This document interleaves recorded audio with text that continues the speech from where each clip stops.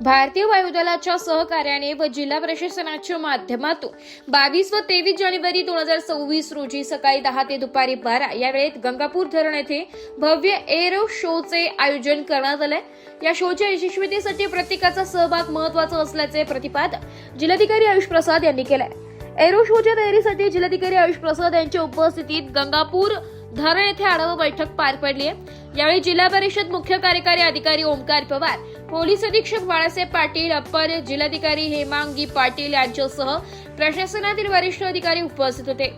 जिल्हाधिकारी श्री प्रसाद यांनी सांगितले की राज्यात प्रथमच असा एरो शो होत असून यामध्ये वायुदलाचे वैमानिक प्रात्यक्षिक सादर करणार आहे। या शोमुळे तरुणांना सैन्य दलात भरतीसाठी प्रेरणा मिळेल। मोठ्या गर्दीची शक्यता लक्षात घेऊन अपघातविरहित आयोजनासाठी सूक्ष्म नियोजन करण्यात आले असून सर्व विभागांना जबाबदाऱ्या देण्यात आल्या। कार्यक्रमस्थळी बैठक व्यवस्था, पिण्याचे पाणी, स्वच्छता तसेच खाद्यपदार्थांचे स्टॉल उपलब्ध असतील। राष्ट्रीय छात्र सेनेचे विद्यार्थी व माजी सैनिक यांची मदत घेतली जाणार आहे। दरम्यान वाहतूक सुरळीत राहावी यासाठी योग्य पार्किंग व नियोजन करण्यात आल्याची माहिती पोलीस अधीक्षक बाळासाहेब पाटील यांनी दिली। ब्युरो रिपोर्ट, नाशिक लोकशाही न्यूज, नाशिक।